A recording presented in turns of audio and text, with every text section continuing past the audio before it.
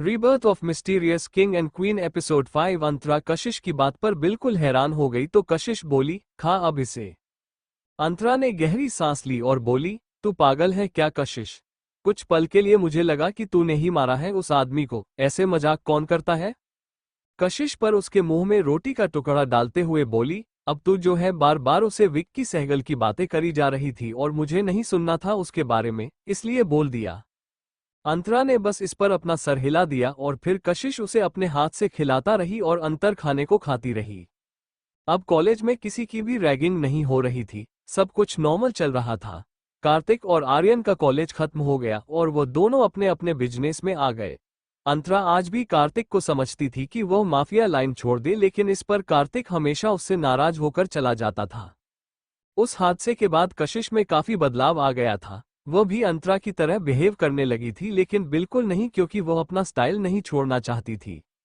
2 साल बाद सुबह का वक्त, डाइनिंग वक्त, अंतरा और कशिश दोनों कॉलेज के लिए रेडी हो गए थे और नीचे डाइनिंग टेबल पर आकर सबके साथ नाश्ता कर रहे थे।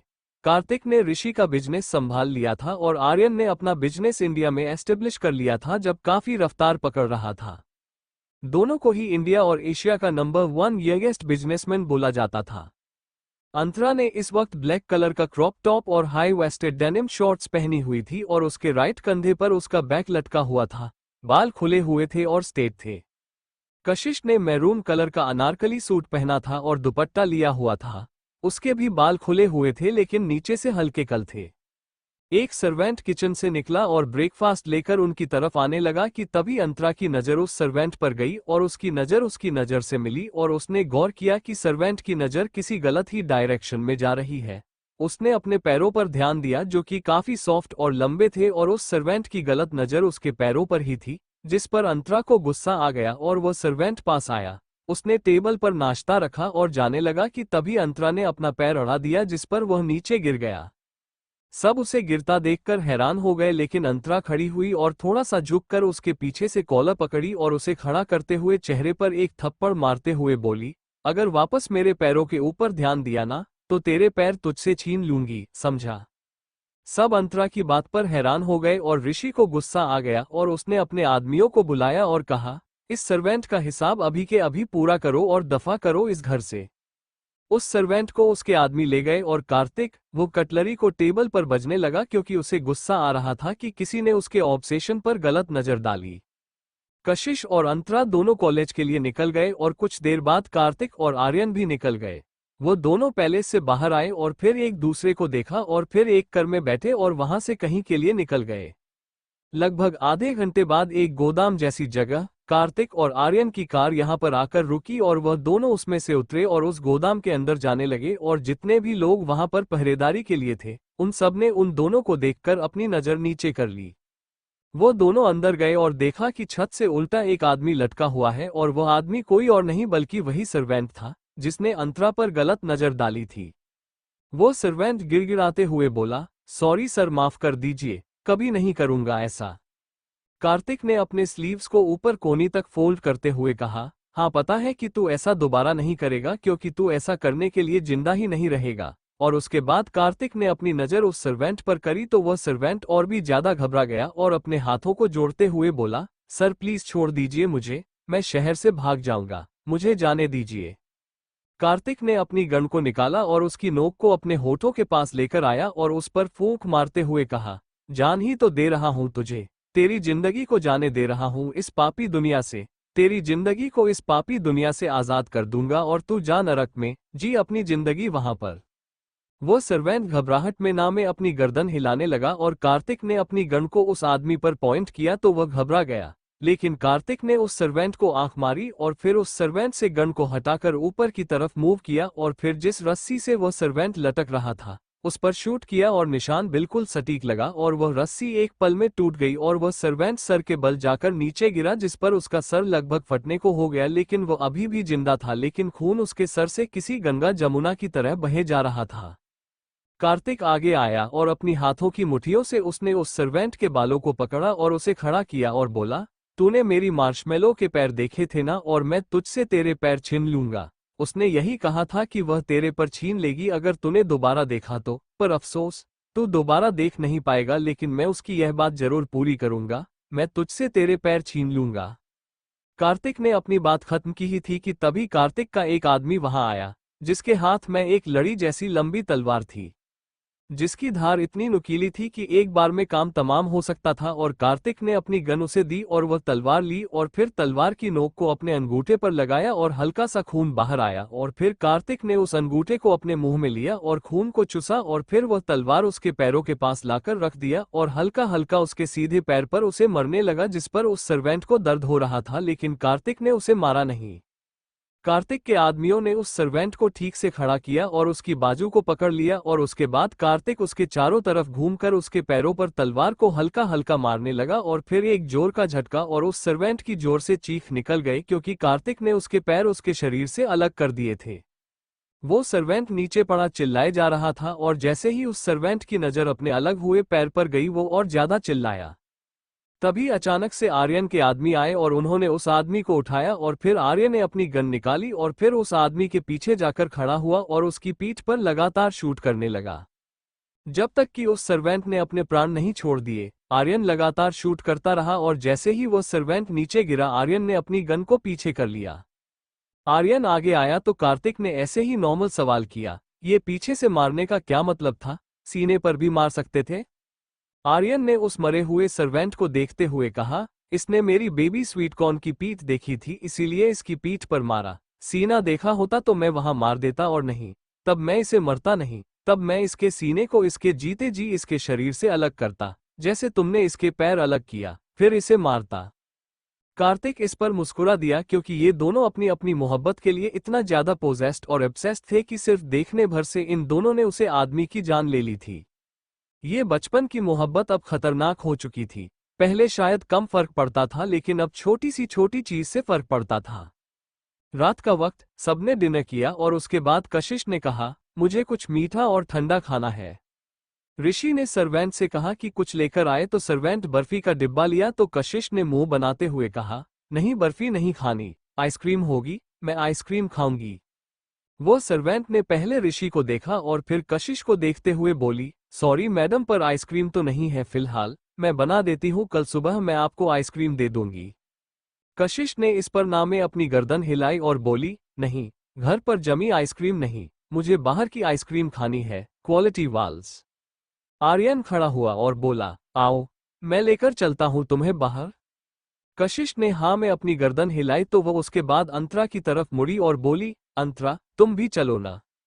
अंतरा ने इस पर अपनी गर्दन को नामे हिला दिया, क्योंकि उसका मन नहीं था।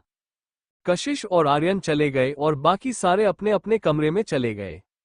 अंतरा कमरे में आए और सीधा स्टडी टेबल पर जाकर बैठी और वहां पर रखा स्पेस का बॉक्स उठाया और उसमें से अपने चश्मे निकाले और उसे पहन लिया और फिर टैब को लेकर बैठ गई और अपने पैरों को ऊपर टेबल पर चढ़ते हुए आराम से बैठी और उस पर एक गाउन का डिजाइन रेडी करने लगी।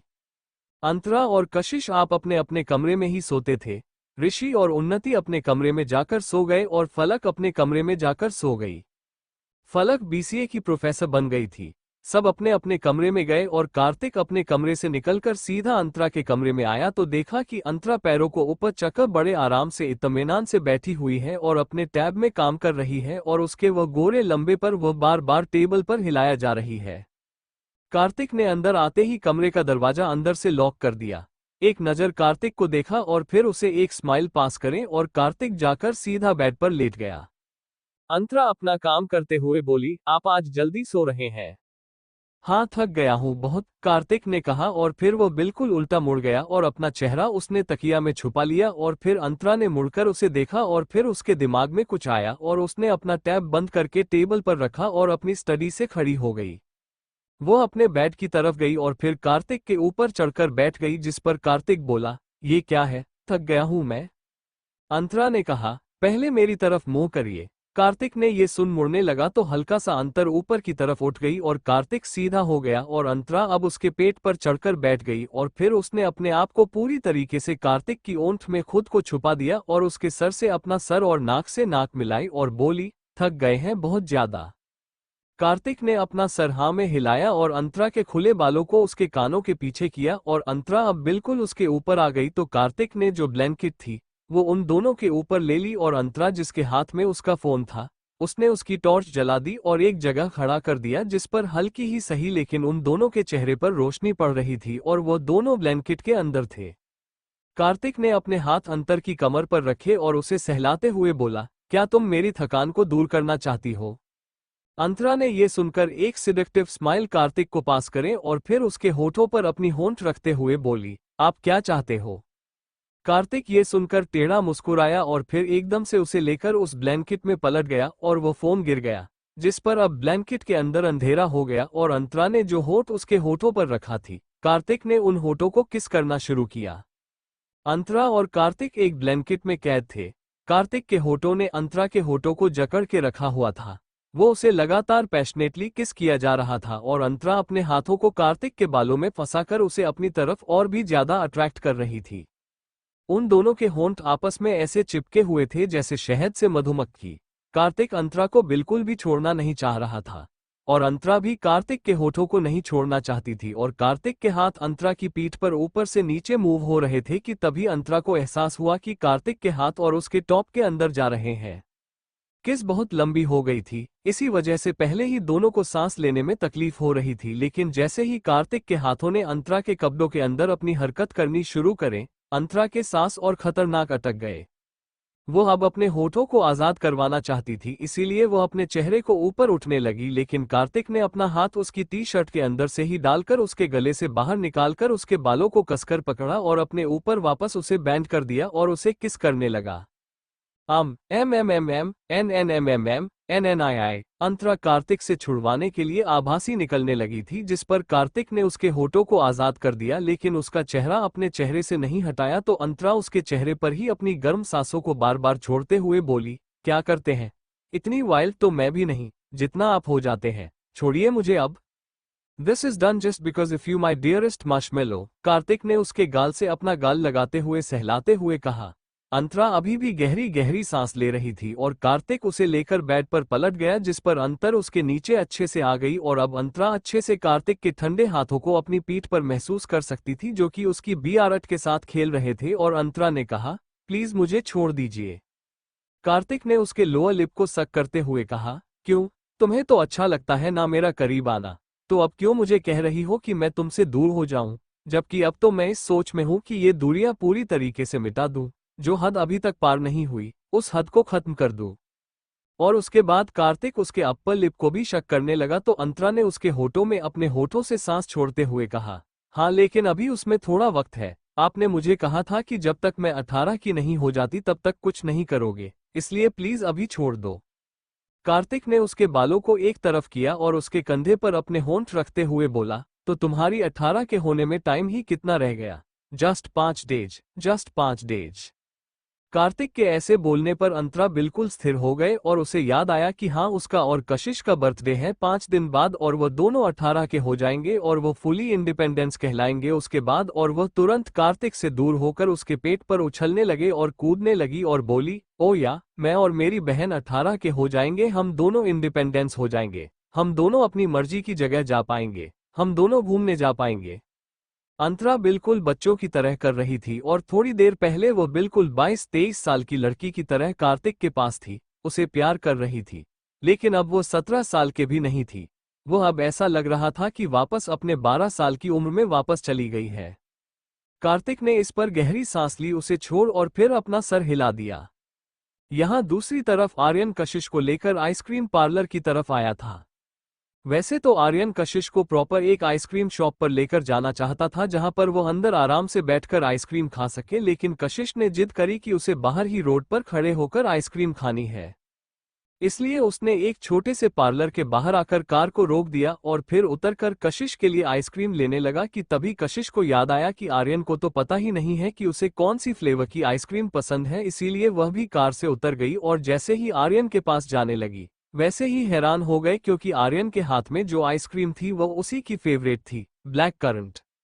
आर्यन आइसक्रीम लेकर उसके पास आया और एक कॉर्न को उसकी तरफ किया और दूसरी को अपने हाथ में रखा तो कशिश बस उसे देखते रह गई, जिस पर आर्यन ने उसे सवाल किया, क्या हुआ, ऐसे क्यों देख रही हो? आइसक्रीम खाओ वरना पिघल जाएगी। कशिश ने सवाल किया, आपको कैसे पता चला कि मुझे ब्लैक करंट पसंद है? मैंने तो कभी आपको नहीं बताया।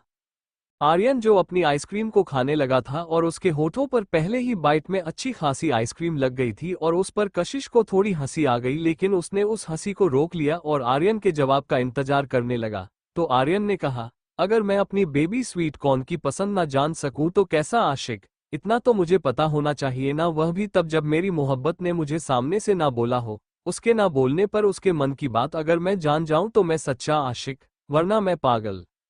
कशिश को तो 2 साल पहले ही समझ आ गया था कि आर्यन उसे कितनी मोहब्बत करता है, लेकिन कभी उसने पलटकर यह नहीं कहा कि वो उससे मोहब्बत करती है। भले ही वो आर्यन के लिए फीलिंग्स को अपने अंदर जाग चुकी थी, उसकी करीबी को महसूस करती थी, लेकिन कभी उसे यह नहीं कहा कि वो उससे प्यार करती है, क्योंकि वो डरती है हमेशा अपनों से प्यार करने पर।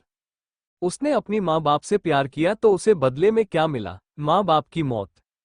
अंतरा से प्यार करने के बाद भी उसका अपने पास रहना सिर्फ कशिश अपनी किस्मत का 10% सही होना मानती है। उसे लगता है कि भगवान को उस पर तरस है, इसीलिए उसने अंतरा को उसके पास रखा है, नहीं तो उसकी किस्मत इतनी बेकार है कि कब भगवान उसकी किस्मत बदल दे और अंतरा को भी उसे छीन ले। कोई कुछ नहीं कह सकता, इसलिए वो हमेशा यही कहती है भगवान से प्रार्थना करते वक्त कि जो भी आपत्ति अंतरा के ऊपर आने वाली है वो उसको दे दे। वो मरने को रेडी है, लेकिन अंतरा को मरते हुए देखने के लिए रेडी नहीं है। कशिश आर्यन को देखते हुए सब कुछ सोच जा रही थी, पर आर्यन उसकी आंखों में देख रहा था और फिर उसकी नज़र कशिश के हाथ में पड़ी हुई आइसक्रीम पर गई जो पिघलने लगी थी और आर्यन ने कहा, खा लो वरना पिघल जाएगी। लेकिन कशिश बेसुध अभी भी सोच में थी। कशिश नहीं हिली तो आर्यन उसके पास आया। वो हल्का सा नीचे झुका और जो आइसक्रीम पिघलकर कशिश के हाथ पर आ गई थी, आर्यन अपने होठों को वाहन लेकर गया और उसकी उंगलियों पर अपने होंठ रख दिए, जिसके सिरहन कोशिश के रोम रोम को हिलाकर रख दी और वो बिल्कुल कांप गई। वो होश में आए और देखा आर्यन हल्का सा नीचे झुका हुआ है और उसके हथेलियां को अपनी टंग से चाट रहा है जिस पर आइसक्रीम थी, और कशिश 2 कदम पीछे हो गए जिस पर आर्यन के होंठ हवा में लटक गए और आर्यन उसके बाद सीधा खड़ा हुआ और बोला, अभी अगर तुमने यह आइसक्रीम नहीं खाई तो पूरी आइसक्रीम में खा जाऊंगा, वह भी ऐसे ही तुम्हारे हाथों पर गिरी हुई। वैसे भी कौन भी लगी आइसक्रीम से ज्यादा टेस्टी तुम्हारे हाथ में लगे हुई आइसक्रीम है। आर्यन ने काफी नॉर्मल टोन में ये बात कही थी, लेकिन फिर भी कशिश को ऐसा लगा कि आर्यन ने उसके शरीर के तार तार हिला दिए अपनी बात से। उसे अपनी बॉडी में एक कर्ट सा दौड़ता हुआ महसूस हुआ। ऐसा लगा कि आर्यन ने उसके हथेली को नहीं बल्कि उसकी आत्मा को छुआ है, वो भी बड़े ही शिद्दत और मोहब्बत भरे अंदाज से।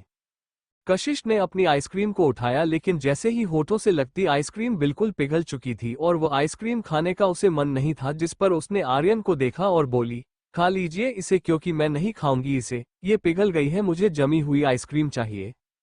आर्यन के चेहरे पर एक टेढ़ी मुस्कान आ गई और उसने कशिश का हाथ पकड़ा और उसे कर की तरफ ले गया और उसे बिठाया और खुद भी ड्राइविंग सीट के पास आ गया और अपनी आइसक्रीम कशिश के हाथ में दी और कार को वहां से लेकर निकल गया। उसने आइसक्रीम पार्लर से लगभग आधे घंटे बाद की दूरी पर कार को रोका, जहां पर इस वक्त अपार्टमेंट थे, लेकिन रात के 11 बज चुके थे, इसीलिए वहां सन्नाटा छा चुका था। कशिश को गुस्सा आ रहा था क्योंकि दोनों आइसक्रीम पिघल चुकी थी और उसके शरीर को और कपड़े को बिल्कुल गंदा कर चुकी थी, जो उसे बिल्कुल पसंद नहीं आ रहा था। और उसने गुस्से से आर्यन को देखा और उस पर चिल्लाई, ये सब क्या है? आपको क्या मेरे कपड़े खराब करने थे? ये देखिए मेरे कपड़े, मेरा गला, सब कुछ खराब हो गया है आइसक्रीम की वजह से। अब मुझे घर जाकर नहाना पड़ेगा, कितना चिपचिपी हो गया है। हाय सी नो इवल, सी नो इवल, सी नो इवल। मर्द अपनी अपनी पसंदीदा औरत की चिल्लाने को भी सहन कर सकता है। आर्यन पर उसके चिल्लाने से ना कोई फर्क पड़ा और ना ही आर्यन को उसके चिल्लाने पर गुस्सा आया। हाँ, लेकिन अगर इस वक्त कशिश की जगह या कार्तिक की जगह कोई और होता तो कसम से अब तक वह आदमी जमीन के अंदर गड़ा होता या फिर खून से लथपथ होता। कशिश वापस गुस्सा करते हुए बोली, बस मुस्कुराए जा रहे हैं, कुछ करो, मेरे कपड़े खराब हो गई है, मेरी गला, मेरी गर्दन, सब खराब हो गया है। आर्यन ने इस पर कशिश को टेढ़ी मुस्कान देते हुए कहा, वैसे खराब तो कुछ और भी हो गया है। और फिर आर्यन की नज़र कशिश के सीने पर गई, जो कि हल्के हल्के उस अनारकली कुर्ती में से बाहर को झांक रहे थे, और उसे पर भी आइसक्रीम अच्छे से टपक गई थी और आर्यन को अब वही आइसक्रीम खानी थी। उसने तुरंत डैशबोर्ड से पानी की बोतल निकाली और जो कशिश के हाथ में आइसक्रीम थी उसे उसके हाथ से लिया, कर से निकाला और थोड़ा दूर जाकर एक डस्टबिन था उसमें जाकर वो पूरी की पूरी आइसक्रीम डाल दी और वापस कर के पास आया और कशिश के साइड वाली विंडो को खोला, जिस पर कशिश ने अपने हाथ बाहर निकले और आर्यन ने अपने हाथों से उसके हाथों को साफ किया, लेकिन अभी भी उसके कपड़े और उसका गला खराब था। कशिश ने हल्का सा अपने हाथ को मोड़ा था कि वह अपने हाथ में पानी को कलेक्ट कर सके और अपने कपड़े और गला साफ कर सके, लेकिन इससे पहले कि वो कुछ कर सकती, आर्यन ने पानी की बोतल सीधी कर दी और वह वापस करके अंदर आ गया तो कोशिश बोली, यह क्या किया, मुझे ये साफ करना था। आर्यन ने कर में लगे एक बटन को प्रेस किया, जिस पर उन दोनों की ही सीट बिल्कुल किसी बैट की तरह पीछे हो गए और उसके बाद वह लेटी हुई कशिश को देखते हुए बोला, तो मैंने कब कहा कि यह साफ नहीं होगा, जरूर साफ होगा, लेकिन इसे मैं साफ करूंगा। वह भी अपने स्टाइल में। उसके बाद वह भी अच्छे से लेट गया और बिल्कुल कशिश की तरफ हो गया और उसकी तरफ मुड़ गया और अपने हाथों से उसके होंठों छुआ। आर्यन अपना चेहरा बिल्कुल उसके चेहरे के करीब लेकर गया और उसके होंठों को रब करते हुए बोला, बस यह एक जगह रह गई जहां पर आइसक्रीम नहीं लगी, वरना आज मेरा रोमांटिक आइसक्रीम सेशन कंप्लीट हो जाता। पर कोई बात नहीं, इनकम्प्लीट ही सही, लेकिन मैं सेशन एंजॉय जरूर करूंगा। सिर्फ अंगूठे का होंठों छूना ही कशिश को पिघलने पर मजबूर कर गया और उसने अपनी आंखों को कस के बंद कर लिया और अब आर्यन उसके बंद आंख वाले चेहरे को देखता रहा और उनके देखते ही देखते उसने उसके उन होठों को अपने होठों की गिरफ्त में ले लिया और उसे किस करने लगा। आर्यन कशिश के चेहरे पर छुपा हुआ था और उसे किस किए जा रहा था और कशिश उसकी शरीर में सिरहन दौड़ गई थी और उसने गहरी सांस ली, जिस पर उसका पेट बिल्कुल अंदर को हो गया और वह अपने हाथों को हिलाने लगी। ऐसा लग रहा था कि वह कांप रही है। वो इस कपकपाहट को बंद करने के लिए अपने हाथों की मुठिया बनाना चाहती थी, लेकिन जैसे उसका शरीर उसका साथ दे ही नहीं रहा था और वह अपने हाथों को खोल बंद ही कर पा रही थी, लेकिन कसकर वो मुट्ठी नहीं बन पा रही थी। आर्यन भले ही उसके होठों को किस कर रहा था, लेकिन उसकी नज़र कशिश की बॉडी के हर एक मूवमेंट पर थी, इसीलिए उसने अपने हाथों को कशिश की हथेली पर रखे और उसे अपने बालों में फंसाया। आर्यन के होठों पर आइसक्रीम लगी थी जो उसने नहीं हटाई थी और वो आइसक्रीम वो अपने होठों से कशिश के होठों पर ट्रांसफर कर चुका था और फिर उसने किस करने के बाद कशिश को आज़ाद किया और बोला, अब आएगा ना आइसक्रीम रोमांस में मजा। उसके बाद उसने अपने उन आइसक्रीम से भंडे हाथों से कशिश के गालों को छुए और उसके होठों को खोल दिया, जिस पर उसकी जीभ जो अंदर थी वो अच्छे से नजर आ रही थी और आर्यन ने अपने होठों को भी खोल दिया और अपनी टंग को बाहर निकालकर वो कशिश के आइसक्रीम लगे होठों पर लगने लगा, जैसे कोई लड़की लिपस्टिक को अपने होठों पर एक जगह से दूसरी जगह चलाती है और फिर निचले होंठ पर भी वैसे ही करती है। उसी तरीके से आर्यन अपने होठों को उसके होठों पर रिंगवा रहा था। कशिश बस आर्यन के बालों को अपने हाथों से बार बार खींच रही थी और उसकी बॉडी अभी भी अजीब तरीके से मूवमेंट कर रही थी और आर्यन ने उसकी बात उसके उस कंधे पर लटके दुपट्टे को हटाकर पीछे वाली सीट पर गिराया और फिर उसके होठों को छोड़कर उसके गले और गर्दन पर आकर लगी आइसक्रीम को अपनी टंग से लिक करने लगा। होठों की ही छुअन कशिश बर्दाश्त नहीं कर सकती थी तो जीभ की छुअन को तो क्या ही बर्दाश्त कर पाती। वो मचल उठी, वह भी पानी मछली की तरह, और उसने अब आर्यन के बालों को मजबूती से खींचना शुरू किया, लेकिन आर्यन को दर्द का सारा भी आभास नहीं हुआ। कशिश आर्यन को अपने ऊपर से हटाना चाहती थी क्योंकि वह अभी इस चीज के लिए रेडी नहीं हुई थी। भले ही वो आर्यन की करीबी को महसूस करती थी, लेकिन अभी उसके अंदर, उसकी बॉडी के अंदर इतनी हिम्मत नहीं थी कि वह आर्यन की हर एक टच को अच्छे से महसूस कर सके। वो तड़प रही थी, लेकिन आर्यन की हरकतें बंद नहीं हो रही थी। वह धीरे धीरे नीचे की तरफ आया और उसकी कॉलर बोन पर भी वही हरकत की जो उसने थोड़ी देर पहले गले और गर्दन पर की, और फिर वह और नीचे आने लगा कि तभी कशिश के मुंह से हल्की आह निकली और आर्यन ने उसको वहीं छोड़ दिया क्योंकि वह उसे मोहब्बत में तड़पना चाहता था लेकिन दर्द में तड़पना नहीं चाहता था। कशिश को दर्द नहीं हो रहा था लेकिन वह फिर भी तड़प रही थी, वह भी बेतहाशा, इसीलिए वो तुरंत दूर हो गया। अगर तड़प बेतहाशा हो रही हो तो उस इंसान को छोड़ देना चाहिए क्योंकि वह तड़प दर्द की तड़प जितना ही होता है। आर्यन के दूर होते ही कशिश जोरों से सांस देने लगे और आर्यन ने दोनों की सीट को वापस नॉर्मल किया और फिर कर को सिंह रंधावा पैलेस की तरफ मोड़ दिया। रात के 11 बजे बज गए थे। पैलेस अंधेरे से घिर चुका था और हर कोई सो चुका था। कार पार्किंग में आई और उसके बाद आर्यन उतरा, लेकिन कशिश वो अभी भी उसी कंडीशन और इस समय में थी जब आर्यन उसकी बेहद करीब आया था, इसीलिए उसकी आंखें बंद थी और उसे पता भी नहीं चला कि कब वो पैलेस आ गए। आर्यन कशिश की तरफ आया और डोर को ओपन किया और झुककर उसने कशिश को अपने गोद में उठा लिया, जिस पर कशिश ने अपनी आंखें खोली और इधर उधर देखा तो वह पैलेस में आ गई थी और आर्यन कर को अच्छे से लॉक करने के बाद उसे लेकर मैं पैलेस के अंदर जाने लगा तो कशिश बोली, प्लीज उतार दीजिए, कोई देख लेगा। कोई नहीं देखेगा और अगर कोई देखेगा तो वो अगले दिन का सवेरा देखने के लिए जिंदा नहीं रहेगा। आर्यन उसे पैलेस के अंदर लाते हुए बोला और फिर सीडीओ से होते हुए उसे अपने कमरे में लेकर गया और कशिश अपना कमरा बस देखती रह गई। कशिश आर्यन के कमरे में बहुत कम आती थी और जब भी आती थी आर्यन का कमरा उसे बदला हुआ नजर आता था, क्योंकि आर्यन को कोई भी चीज ज्यादा से ज्यादा 1 महीना अपने कमरे में बर्दाश्त होती थी। इसलिए उसकी कमरे की पेंटिंग्स हो, एस्थेटिक हो, कोई शोकेस, वो हर चीज 1-1.5 महीने में बदल जाती थी और ऐसा ही अब हुआ था। दीवार पर पिछली बार आर्यन के बचपन की फोटो थी, लेकिन अब आर्यन की अपर नेक फोटो थी जिसमें वो बहुत ज्यादा हैंडसम लग रहा था। और वो फोटो आर्यन ने ब्लैक एंड व्हाइट कराई थी, जो कि उसे फोटो को एक अलग ही एस्थेटिक और गॉर्जियस लुक दे रहा था। आर्यन और कार्तिक का कमरा काफी ज्यादा हाई मेंटेनेंस और क्लासी था, इसलिए हर एक चीज के लिए बटन, रिमोट, ये सब थे और आर्यन के कमरे का बाथरूम भी बटन्स के द्वारा खुलता था। आर्यन कशिश को अपनी बाहों में लिए ही डायरेक्ट वॉशरूम में आया और उसके बाद उसने वॉशरूम को कोड के जरिए बंद कर दिया और उसके बाद कशिश को अपनी बाहों में लिए ही शावर के नीचे खड़ा हो गया और उसके बाद उसे नीचे उतारा। कशिश बोली, आप मुझे यहाँ क्यों लेकर आए हैं? मैं अपने कमरे में जाकर नहा लेती। और उसके बाद कशिश जाने लगी तो आर्यन ने अपने दोनों हाथों को दीवार पर रख दिया, जिस पर अब कशिश वहां से हिल भी नहीं सकती थी और आर्यन अपने चेहरे को उसके चेहरे को झुकते हुए बोला, तुम्हें नहीं पता, पानी वेस्ट नहीं करते तो हम दोनों एक ही शावर के नीचे खड़े होकर नहा सकते हैं और वैसे भी नहाना ही तो है, कौन सा कुछ और करना है। और उसके बाद आर्यन दीवार पर लगे ही शावर बटन को प्रेस कर देता है और ऊपर से ठंडा ठंडा पानी दोनों के ऊपर गिरने लगता है और कुछ ही पलों में दोनों के कपड़े उन दोनों के बटन से चिपक जाते हैं। आर्यन काफी एंट्रेंस नजरों से कशिश को ऊपर से नीचे तक देखा है। उसके वो कपड़े उसकी बॉडी से चिपक गए थे, जिस पर कशिश बहुत ही ज्यादा बोल्ड नजर आ रही थी और कशिश का वो दुपट्टा वो कर में ही रह गया था।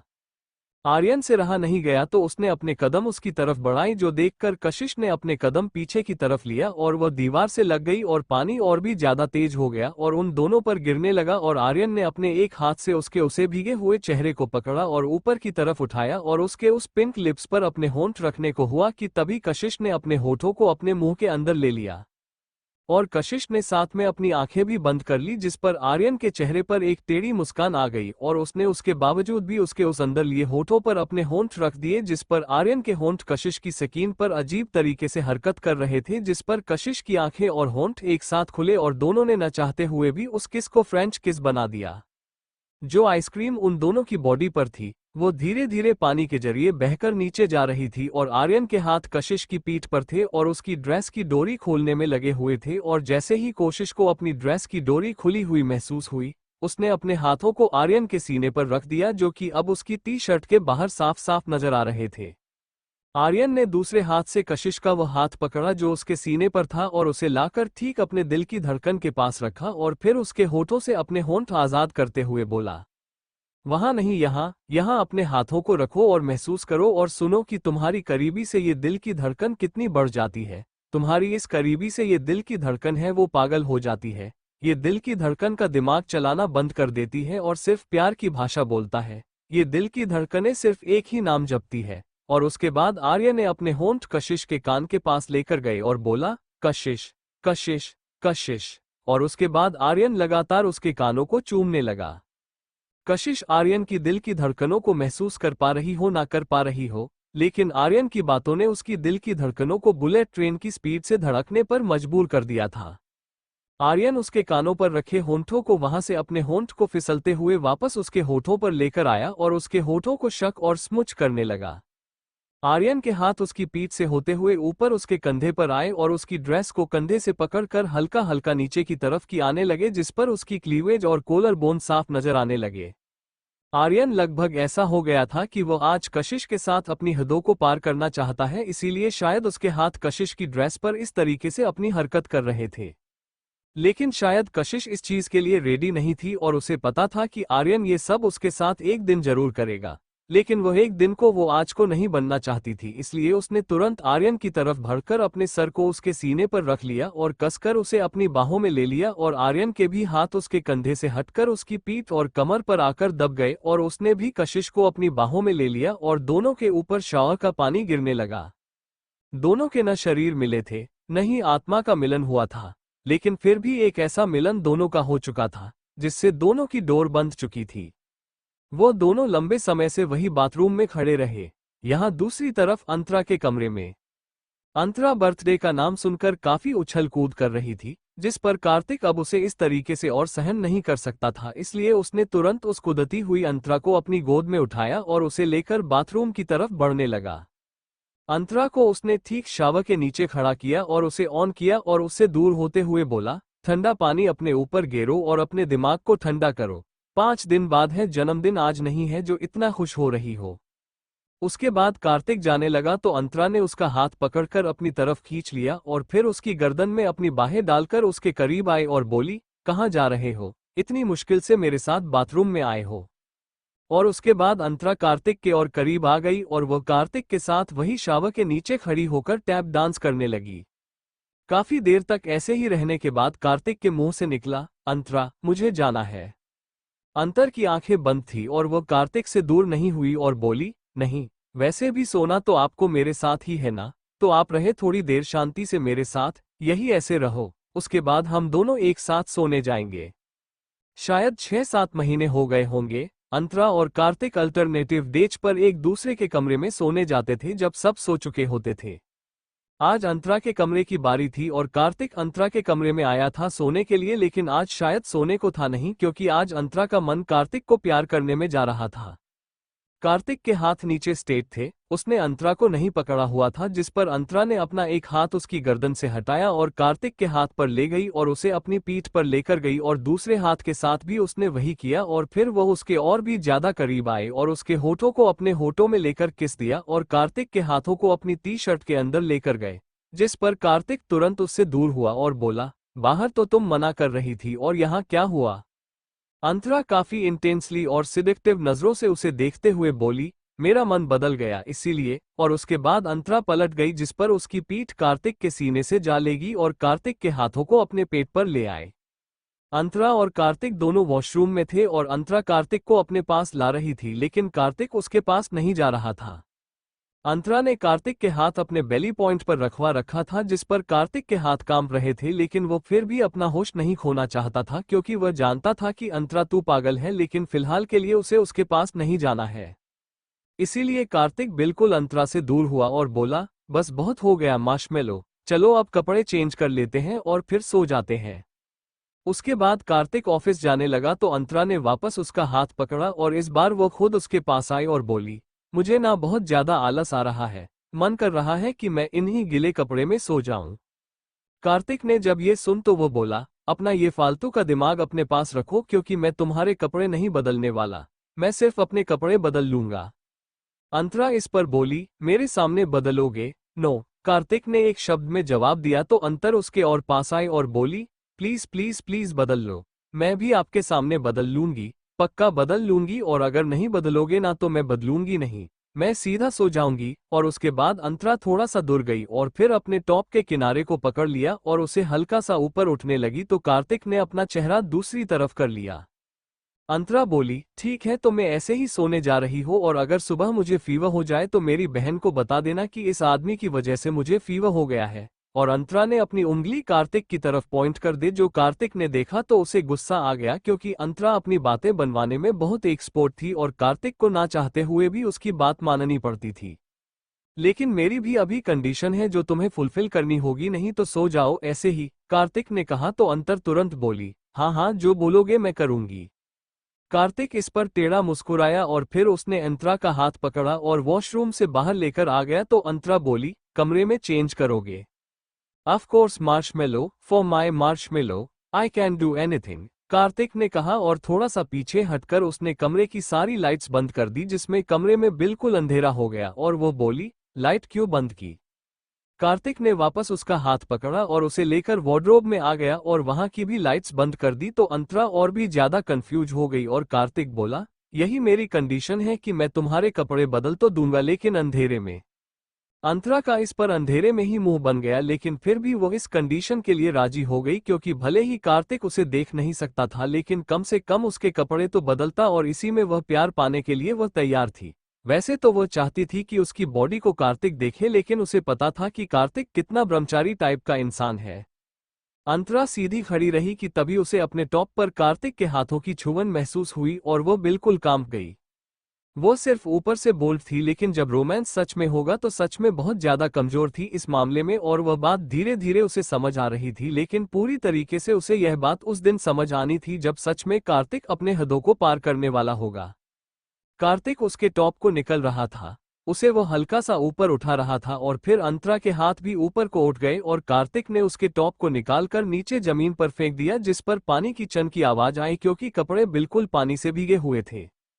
कार्तिक उसकी बेहद करीब था और उस अंधेरे में ऐसी चल रहा था, और साथ के साथ कार्तिक की गर्म सांसें उसे अपने चेहरे पर महसूस हो रही थी, और फिर उसे कार्तिक के हाथ अपने पीठ पर महसूस हुई जो कि उसकी BR8 के हुक को खोलने में मशरूफ थी। और देखते ही देखते अंतरा ऊपरी तरीके से बिल्कुल नेका हो गए, और उसके बाद कार्तिक के हाथ उसके शॉट पर आए और कार्तिक ने गहरी सांस लेकर उसे अंतरा के चेहरे पर छोड़ा और फिर उसकी शॉट्स को भी उसके बॉडी से अलग कर दिया। लेकिन सबसे बड़ी प्रॉब्लम थी जो कार्तिक भी नहीं कर सकता था, उस अंधेरे में भी वो अंतरा के इनर को नहीं निकाल सकता था। अंतरा भी कार्तिक की उसे प्रॉब्लम को समझ चुकी थी, इसीलिए उसने कार्तिक को अपने आप से थोड़ा सा दूर किया और बोली, आप अपने कपड़े बदल लीजिए, मैं अपने कपड़े खुद बदला लूंगी। कार्तिक ने इस पर कुछ नहीं कहा, बस थोड़ा सा आगे की तरफ जाकर उसने अपने कपड़े भी रिमूव करे और एक रेड में से उसने एक टी-शर्ट और लोअर निकाला और उसे पहन लिया। अंतरा ने भी अपने दूसरे नाइट ड्रेस निकाले और उसे पहन लिया और फिर दोनों कमरे में आए और एक दूसरे की बाहों में सो गए। वहीं दूसरी तरफ काफी देर तक कशिश और आर्यन एक दूसरे को गले लगाए पानी में खड़े रहे, लेकिन अब कशिश और आर्यन दोनों को उस ठंडे पानी में ठंड लगने लगी थी, इसीलिए आर्यन ने भीगी हुई कशिश को अपनी गोद में उठाया, शावर को बंद किया और उसे लेकर अपने रूम में आया और उसे बेड पर बिठा दिया। कशिश कांप रही थी क्योंकि उसे ठंड बर्दाश्त नहीं होती थी और आर्यन को ये बात पता थी, इसीलिए वो जल्दी से अपने क्लोजेट में गया, वहां से अपनी एक शर्ट को निकाला और टॉवल को लेकर बाहर आया और उसके बाद उसने कशिश को टॉवल दिया और बोला, क्लीन योर हेड। कशिश ने वो तौलिया लिया और अपने सर को और अपने चेहरे को अच्छे से साफ किया, लेकिन ठंड अभी भी लग रही थी और वह गीले कपड़े उसकी बॉडी से चिपके हुए थे जो उसे चेंज कर रहे थे, इसीलिए वह खड़ी हुई और बोली, मैं अपने कमरे में जा रही हूँ, और जाने लगी कि तभी आर्य ने उसका हाथ पकड़ लिया और उसे अपनी तरफ खींच लिया और बोला, नहीं, अब तुम यही पूरी रात इसी कमरे में रहोगे मेरे साथ, बहुत हो गई दूरियां, अब तुम्हारा हर पल मेरी बाहों में गुजरेगा।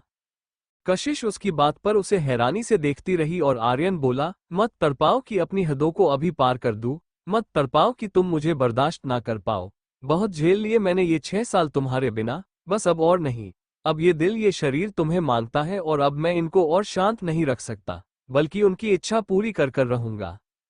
और उसके बाद आर्यन ने कशिश को वापस बेड पर बिठाया और लाइट को बंद कर दिया ताकि वो कशिश को वैसे ना देख सके, और फिर खुद से ही उसकी उस अनारकली ड्रेस को रिमूव करने लगा, जिस पर कशिश बिल्कुल हैरान हो गई और वो बोली, ये क्या कर रहे हो, मैं कर लूंगी खुद से। लेकिन आर्यन ने तुरंत उसके होठों पर अपनी उंगली रखी और बोला, just shut up baby sweet corn, यह अब मेरा हक है और तुम्हें बुरा ना लगे इसीलिए लाइट को बंद कर दिया, वरना मैं लाइट्स को ऑन करके भी यह काम कर सकता था। कशिश उसे हैरानी से देख रही थी और आर्यन धीरे धीरे उसके कपड़ों को उसकी बॉडी से रिमूव करने वाला लगा, लेकिन उसने कशिश को उसके इना में वैसे ही रहने दिया क्योंकि वो उसकी रिस्पेक्ट करना चाहता था, उसके साथ जबरदस्ती नहीं। इसीलिए उसने अपना मुंह मोड़ लिया और अपनी शर्ट उसे देते हुए बोला, पहन लो इसे खुद से, जब तुम मेरे साथ दे दोगी, इजाजत दे दोगी, तब तुम्हारे पास आ जाऊंगा। और उसके बाद आर्यन बिना उसके सुने बालकनी में चला गया। बाहर से चांद की रोशनी आ रही थी जिस पर हल्का हल्का ही दिख रहा था और कशिश आर्यन को देख रही थी। उसने उसके सारे कपड़े निकाल दिए थे, लेकिन अभी भी कुछ चंद कपड़े उसके शरीर पर थे, जिसने कोशिश के उन हिस्सों को छुपा रखा था जो हिस्से एक लड़की सिर्फ अपने पति को दिखाती है, उससे बाहर कोई भी इंसान उसे देख नहीं सकता, और आर्यन अभी उसका पति बना नहीं था, इसीलिए उसने कशिश के उन कपड़ों को भी उसके शरीर से अलग नहीं किया और बाहर चला गया था। और यह बात कशिश के दिल को छू गई थी। वो उठी और बालकनी की तरफ आए, लेकिन आर्यन ने एक सेकंड के लिए भी अपनी गर्दन को पीछे कर कर कशिश को उन कपड़ों में नहीं देखा था, और कशिश ने पर्दों को लगा दिया और फिर वापस आई और अपने उन कपड़ों को भी निकालकर अपनी बॉडी को अच्छे से साफ किया और फिर आर्यन की दी हुई उस शर्ट को पहन लिया। उसे काफी अजीब लग रहा था क्योंकि उसके पैर साफ दिख रहे थे, लेकिन फिर भी आर्यन में उसे अपने कमरे में जाने से मना कर दिया था और फिलहाल के लिए उसके शरीर को ढकने के लिए वो लंबी शर्ट काफी थी। इसीलिए उसने थोड़ा रिलैक्स फील किया और गहरी सांस ली और फिर वापस बालकनी की तरफ आए और जो पर्दे लगा दिए थे उन्हें हटा दिया और बालकनी के बाहर आ गए और फिर आर्यन से बोली, अंदर आ जाइए, अपने भी कपड़े बदल दीजिए वरना आपकी तबीयत खराब हो जाएगी। आर्यन ने पलटकर उसे देखा तो कशिश उसकी उस व्हाइट कलर की शर्ट में काफी सेक्सी और बोल्ड लग रही थी, लेकिन उसके चेहरे के एक्सप्रेशन उसके लुक से बिल्कुल उलट थे। उसे उन कपड़ों में आर्यन के सामने काफी शर्मा रही थी। आर्यन के चेहरे पर एक टेढ़ी मुस्कान आ गई और वह कशिश की तरफ पलटा और उसके पास आया और उसके चेहरे को उसकी चिन्ह से पढ़कर ऊपर उठाया और फिर उसके होठों पर अपने होंठ रखकर उसे पैशनेटली इंटेंसली किस किया और फिर 5 मिनट की किस के बाद उसे दूर हुआ और बोला, मैं तुम्हें वैसे नहीं देख सकता लेकिन तुम्हें किस करने का पूरा पूरा हक है मुझे, और यह हक तुम कभी मुझसे नहीं छीन सकती, कभी भी नहीं। चाहे हम बुढ़े ही क्यों ना हो जाए तब भी मैं तुम्हें रोज ऐसे ही पैशनेटली इंटेंसली डीपली किस करूंगा, और अभी तुम मुझे रिस्पांस नहीं दे रही, लेकिन तब मुझे रेस्पॉन्स चाहिए, वो भी वाइल्ड वाला ना कि नॉर्मल वाला। कशिश नम आंखों से उसे देख रही थी और फिर अचानक से ही रुंधी हुई गले की आवाज से बोली, आप मुझसे इतना इश्क ना करें आर्यन की तबाह हो जाए। कशिश की कशिश में खो गए हैं आपकी कहीं फन्ना ना हो जाए। आज लाइफ में पहली बार कशिश ने आर्यन का नाम लिया था, वरना अभी तक कशिश सिर्फ उसे आप कहकर ही एड्रेस करती थी, कभी उसे कोई नाम नहीं दिया, लेकिन आज पहली बार उसने आर्यन का नाम लिया था और आर्यन के दिल को ये बात इतनी ज्यादा भा गई कि वह उसके पास आया और उसके चेहरे को अपने दोनों हाथों में पकड़ लिया और उसके माथे को अपने होठों से छू दिया। उसके बाद आर्यन ने उसकी आंखों में आंखें डालते हुए काफी सादगी और शिद्दत भरी आवाज में बोला, फन्ना होने से डर नहीं लगता है मुझको, क्योंकि जो खुद तबाही है उसे ये कशिश की कशिश क्या ही तबाह करेगी। कशिश बस उसे देखते रह गई और फिर अचानक से उसके गले लग गई और रोने लगे और बोली, आप समझते नहीं है, मुझे डर लगता है प्यार करने से। क्यों करते हो मुझसे इतना इश्क? मत करो ना, क्योंकि अगर मुझे इश्क हुआ तो आपको खोने से डरती हूं मैं। आपको कुछ हो गया तो मैं उसी वक्त मर जाऊंगी, इसीलिए इश्क नहीं करना मुझको, और आप भी मुझ पर अपना इश्क ना लुटाएं, वरना ना चाहते हुए भी आपसे इश्क करना पड़ जाएगा। आर्य ने अपनी आंखें बंद कर ली और उसे कसकर अपनी आगोश में भर लिया और बोला, लेकिन मैं चाहता हूं कि तुम मेरे इश्क में पड़ जाओ। मैं चाहता हूं कि तुम मेरे लिए भी तड़पो जितना मैं तड़पता हूं तुम्हारे लिए, और वादा है, नहीं मरूंगा। अगर मेरी मौत मेरे इश्क को मारती है तो कभी नहीं मरूंगा, और जो भी मौत मेरे करीब आएगी उस मौत को मार डालूंगा, लेकिन खुद नहीं मरूंगा। उसके बाद उसने कशिश का चेहरा अपने सीने से हटाया और उसके माथे से अपना माथा मिलाया और वैसे ही खड़ा रहा, और दोनों की सांसें तेज हो गई और आपस में घुलने लगी। कशिश ने धीरे से अपने होंठ खोला और बोले, अगर कुछ हुआ तो मैं उसी वक्त अपनी जान दे दूंगी, इस बात का ख्याल हमेशा अपने दिमाग में रखना। Always my dear baby sweet corn. Arya ने उसे अपनी बाहों में कसकर थमते हुए बोला और उसके बाद उसने उसको खुद से दूर किया और उसके माथे को दोबारा चूम लिया और फिर उसे अपनी गोद में उठाया और कमरे में लेकर आया और बेड पर लेटा दिया और खुद भी उसके ऊपर आ गया और ब्लैंकेट को उन दोनों के ऊपर ले लिया, और आर्यन ने कोशिश को अपनी बाहों में भर के अपनी आंखें बंद कर ली और कशिश भी इस बार खुशी खुशी उसकी बाहों में गई। सुबह का वक्त जब कशिश सोकर उठी तो उसे अपनी बॉडी में बहुत ज्यादा पेन हुआ और इसीलिए उसका मूड बिल्कुल ठीक नहीं था उठते वक्त, और वह उठकर बैठ गई और अपनी बॉडी को अच्छे से दबाने लगे और खुद से बोली, ये पीरियड्स वाला पेन क्यों हो रहा है? तभी उसे अपने पैरों के बीच में स्टिकी स्टिकी सा महसूस हुआ और उसने उस ब्लैंकेट को जो कि रेड एंड ब्लैक कॉम्बिनेशन की थी उसे हटा दिया और हैरान हो गई क्योंकि उसको पीरियड्स आ चुके थे और आर्यन के कमरे की वह बेडशीट बिल्कुल खराब हो गई थी। आर्यन की वह व्हाइट शर्ट भी ब्लड से बिल्कुल खराब हो गई थी। ओह गॉड, पीरियड्स, लेकिन अभी तो टाइम था, इतनी जल्दी कैसे आ गए? और यह शर्ट, ये बेडशीट, जब आर्यन जी यहाँ आएंगे कितना गुस्सा करेंगे मेरे ऊपर। मैंने उनका पूरा कमरा खराब कर दिया। ओह गॉड, मुझे अपने कमरे में भी जाना होगा, लेकिन कैसे जाऊं? ब्लीडिंग हो रही है। अगर बेड से उठी तो फर्श भी ब्लीडिंग से खराब हो जाएगा और मेरे कमरे तक सब कुछ खराब हो जाएगा। कैसे? मुझे क्यों इतना हैवी? क्या करूं? परेशानी और टेंशन में कशिश बोले जा रही थी कि तभी कमरे का दरवाजा खुला और आर्यन वहां आया तो तुरंत कशिश ने उस ब्लैंकेट को अपने ऊपर ले लिया ताकि आर्यन को ब्लड स्टैंस न दिखे। आर्यन को कशिश के भाव काफी अजीब लगे और वो कमरे का दरवाजा बंद करके अंदर आया और बोला, what happened? Everything is alright. तुम्हारी तबीयत ठीक है ना? ज्यादा देर शावर लेने की वजह से फीवर तो नहीं आया? कशिश ने ना में अपनी गर्दन हिला दी तो आर्य ने कहा, तो उठो, कमरे में जाओ, तैयार नहीं होना, कॉलेज नहीं जाना। कशिश ने इस पर हाँ मैं अपनी गर्दन हिला दी, लेकिन वह बेड से नहीं उठी क्योंकि उसे अभी भी ब्लीडिंग हो रही थी और वह इस तरीके से सब कुछ खराब करते हुए अपने कमरे तक नहीं जा सकते थी। पर आर्यन उसके पास आकर बैठा और बोला, तो गर्दन क्यों हिला रही हो? जाओ। कशिश को बॉडी में बहुत पेन हो रहा था। इसलिए वो हमेशा पीरियड्स के टाइम पर पहले 2 दिन ऑफ रखती थी। स्कूल के टाइम में भी और अभी कॉलेज में भी वो नहीं जाती थी, इसीलिए उसने कहा, आज मुझे कॉलेज नहीं जाना। आर्यन ने इस पर बस अपनी गर्दन हिलाई और फिर बोला, ओके, नहीं जाना तो मत जाओ, लेकिन तैयार तो हो जाओ। अभी कुछ समय में ब्रेकफास्ट के लिए बुला लेने के लिए आएंगे, जाओ जाकर तैयार हो जाओ, क्योंकि मेरे कमरे में तुम्हारे कपड़े तो है नहीं। कशिश ने अपना कर हिलाते हुए कहा, हाँ, मैं चली जाऊंगी, आप प्लीज जा सकते हैं क्या? आर्यन ने कहा, कहाँ? यह मेरा कमरा है, मैं कहाँ जाऊं अपना कमरा छोड़कर? कशिश इस पर बोली, बालकनी में। ओके, आर्यन ने कहा और उठकर जाने लगा, क्योंकि कशिश बहुत अजीब बिहेव कर रही थी, लेकिन वो सिर्फ कुछ ही कदम चला था और बस बालकनी एरिया की तरफ मुड़ा ही था कि तभी कुछ याद आते ही वो मुड़ गया और अपनी पॉकेट से उसने एक बड़ी सी डेयरी मिल्क चॉकलेट निकाली और कशिश को देते हुए कहा, लो खा लो। ये जो चॉकलेट थी वो dairy milk silk Oreo red velvet थी, जो कि अक्सर कोशिश अपने पीरियड्स के टाइम पर ही खाते थी। वैसे उसे वह चॉकलेट कुछ खास पसंद नहीं थी, लेकिन उसे ये चॉकलेट का फ्लेवर अपने पीरियड के टाइम पर बहुत ही ज्यादा रिलैक्स फील कर रहा होता था और उसके मूड स्विंग्स को ठीक करता था। कशिश ने वो चॉकलेट हाथ में पड़े हुए आर्यन को देखकर कहा, आपने मुझे ये चॉकलेट क्यों दी? आर्यन जो पलट कर जाने लगा था वो कशिश को देखते हुए बोला, तुम पीरियड्स में यही चॉकलेट खाती हो ना, तो खाओ, या तुमने अपना फ्लेवर बदल दिया? मैं दूसरा वाला ले आऊंगा, मुझे कोई इशू नहीं है, दूसरा वाला लेकर आओ। बताओ कौन सा चाहिए, या ब्रांड ही चेंज है इस बार? कशिश हैरानी से उसे देख रही थी और फिर उसने सवाल किया, आपको कैसे पता कि मुझे पीरियड्स में ये चॉकलेट खाने का मन करता है, और क्या आपको पता है कि मुझे पीरियड्स हुए हैं?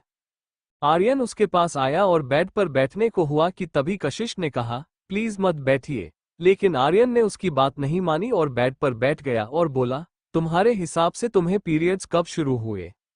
अभी कुछ देर पहले, कशिश ने धीरे से कहा और अपनी गर्दन नीचे कर ली और बोली, सॉरी, आपकी शर्ट, आपकी बेडशीट, सब खराब हो गया मेरी वजह से, आई एम सॉरी। और उसके बाद कशिश रोने लगी, क्योंकि ऐसी गलती उसके साथ पहली बार हुई थी। आर्यन इस पर मुस्कुराया और फिर उसने कशिश के हाथ से उस चॉकलेट को लिया और उसका रैपर उसमें से अलग किया और हल्का सा बाइट खुद लिया और फिर उसी बाइट वाले एरिया को कशिश के मुंह के पास रखा और बोला, बाइट करो। कशिश नाम रोते रोते बीते ले लिया और फिर आर्यन उसके पास आया और बिल्कुल उसके होठों पर अपने होंठ रखने लगा और सुशांत करने की कोशिश करने लगा और फिर उसके होठों से दूर होते हुए बोला, तुम्हें सुबह 5 बजे से पीरियड्स आए हुए हैं। मैंने तुम्हें उठाने की कोशिश की थी, लेकिन तुम उठी नहीं, गहरी नींद में थी, इसलिए मैंने सोचा कि सोने देता हूँ। उसके बाद आर्य ने चॉकलेट को उसके मुंह के पास दोबारा किया और कशिश ने एक बाइट और लिया और हैरानी से उसे देखते भी बोली, मतलब आपको पता था कि मुझे पीरियड्स हुए हैं? आर्य ने इस पर कहा, हाँ मुझे पता था, इसीलिए तो यह चॉकलेट लेकर आया हूँ, वरना मैं वो चॉकलेट तुम्हारे लिए क्यों लेकर आता जो तुम नॉर्मली खाती नहीं? सॉरी, कशिश ने अपनी गर्दन नीचे करते हुए कहा तो आर्यन ने उसका चेहरा ऊपर उठाते हुए कहा, इट्स ओके, चलो जाओ वॉशरूम जाओ, मैं तुम्हारे कपड़े तुम्हारे रूम से लेकर आता हूँ, जाओ जाकर ठीक से फ्रेश हो जाओ, नहा लो, ठीक है? कशिश ने बेडशीट को हटाना चाहा, लेकिन अभी भी उसका फ्लो हद से ज्यादा था और उससे ऐसी कंडीशन में बेड से उठा नहीं जा रहा था, क्योंकि फिलहाल बेड का वो गद्दा उसे रिलैक्स फील कर रहा था, लेकिन अगर वो उठती तो हद से ज्यादा फ्लो होता और सारा का सारा ब्लड नीचे गिरता, इसीलिए वो उठ नहीं पा रही थी। तो आर्य ने उसके हाथ से वो चॉकलेट ली, उसे रैपर में वापस रखा और टेबल पर रख दिया और हल्का सा झुक कर उसने कशिश को अपनी गोद में उठा लिया। कशिश बिल्कुल हैरान हो गई और वो बोली, क्या कर रहे हैं आप? आपके कपड़े सब कुछ खराब हो जाएगा। आर्यन इस पर कुछ बोला नहीं, बल्कि उसे वैसे ही लेकर वॉशरूम में आया और उसे टॉयलेट सीट पर अच्छे से बिठा दिया और फिर बोला, जरा अपनी नजर को उस तरफ करके देखो तो पता चलेगा कि मेरे ये जो अभी थोड़े से कपड़े गंदे हुए हैं ये कुछ भी नहीं। कशिश ने साइड में देखा जहां पर पिछले दिन के धोने वाले कपड़े होते थे और वो उन्हें देखकर हैरान हो गई, क्योंकि वो बिल्कुल रेड थे। कशिश को वह देखकर बहुत ज्यादा शर्म आ रही थी और खुद पर गुस्सा भी आ रहा था और फिर आर्यन उसके ऊपर हल्का सा झुकते हुए बोला, इट्स ओके, और वैसे भी यह हर लड़की की प्रॉब्लम है, तुम्हारी अकेली की नहीं है, और इस प्रॉब्लम से हर लड़की हर महीने गुजरती है और उसी तरीके से तुम भी गुजराती हो, इसीलिए ये कोई प्रॉब्लम नहीं है बल्कि एक नॉर्मल थिंग है हर लड़की के लिए। और वैसे भी तुम्हें पीरियड हो रहे हैं, यह अच्छी बात है ना कि हो रहे हैं, इन फ्यूचर हम दोनों का बेबी भी तो आएगा, और यह चीज है जो बता रहा है कि हाँ हमारा बेबी जरूर आएगा, और तुम्हें इतना हैवी फ्लो है तो इसका मतलब हमारा बेबी बहुत ज्यादा स्ट्रांग भी होगा। आर्यन ने उसकी पीरियड्स वाली बात को उसकी प्रेगनेंसी वाली बात से ऐसे जोड़ दिया था जिस पर कशिश शिवाय शर्माने के कुछ नहीं कर सकते थी और उसने अपनी नजरें नीचे कर ली तो आर्यन ने उसके गालों को किस किया और फिर उससे दूर होते हुए बोला, नाउ फ्रेश। आर्यन दूसरी तरफ चला गया और कशिश में फ्रेश होने लगी और गिलास के दूसरी तरफ गया और कशिश साफ साफ आर्यन को देख सकती थी जो अपने कपड़े बिना के रिमूव कर रहा था। उसने वो ब्लड स्टेन्स कपड़ों को रिमूव किया और फिर टॉवल से खुद की बॉडी को अच्छे से साफ किया और दूसरे कपड़े पहनकर वहां से निकल गया। कशिश भी फैशन हो कोई और उसने कुछ वेट टिश्यूज लिए और शर्ट को रिमूव कर अपने पैरों के बीच का वो एक्स्ट्रा ब्लड साफ किया और फिर नहाने चली गई। वो नहाई और टॉवल से बॉडी को क्लीन किया कि तभी उसे याद आया कि वो आर्यन के बाथरूम में है, वहां उसे सैनिटरी नैपकिन नहीं मिल सकती। इसलिए उसने जल्दी से खुद को क्लीन किया और वहां से जाने को हुई क्योंकि अभी उसका ब्लड रिलीज नहीं हो रहा था तो जल्द से जल्द बस अपने कमरे तक पहुंचाना चाहती थी। लेकिन तभी उसे एक ड्रावर खुला हुआ नजर आया जिसमें बहुत सारे सैनिटरी नैपकिन थे और वो देखकर कोशिश हैरान हो गई। उसके चेहरे पर मुस्कान आ गई और उसने जल्दी से उसे यूज किया और फिर बाथरोब पहनकर बाहर आए तो देखा आर्यन बालकनी में खड़ा था और वो उसके कपड़े लेकर आ चुका था और बेड पर रख दिया था। कशिश उधर आई और उसने जल्दी से सारे के सारे पर्दे लगा दिए और फिर रूम में आकर उसने अपने कपड़े बदल लिए और अब उसे काफी ज्यादा रिलैक्स फील हो रहा था, इसीलिए उसने बालकनी में आकर आर्यन से कहा, thank you so much. It's okay baby sweet corn, Aryan ने काफी इत्मीनान से बाहर धूप की रोशनी को देखते हुए कहा। कोशिश को कुछ याद आया और वो तुरंत घूमने गई और उसने जल्दी से वो ब्लैंकेट हटाकर देखा तो बेडशीट ऑलरेडी बदल चुकी थी और जितनी भी ब्लड स्टेन बाथरूम जाते वक्त गिरे थे वो सारे के सारे दाग भी साफ हो गए थे। और आर्यन कमरे में आया और बोला, तो मैं क्या लगा कि मैं ये काम तुमसे करवाऊंगा, कभी नहीं, क्योंकि यह कोई गलती नहीं थी, नेचुरल थी। मेड ने आकर सब कुछ साफ कर दिया है। व्हाट? कशिश हैरानी से कहकर आर्यन की तरफ पलटी और बोली, मतलब मेड को ये पता चल गया कि मैं पूरी रात आपके साथ कमरे में थी। उसके बाद कशिश खुद के सर पर हाथ रखते हुए बोली, ओ गॉड, मतलब घर में सबको पता चल जाएगा कि मैं पूरी रात आपके साथ थी। अंतरा क्या सोचे कि मेरे बारे में। Thank you for listening. मुझे उम्मीद है आपको ये स्टोरी पसंद आई होगी। अगर आपको पसंद आई है तो प्लीज लाइक और कमेंट करना ना भूलें और मोर स्टोरीज के लिए सब्सक्राइब करें। मिलते हैं नेक्स्ट वीडियो में।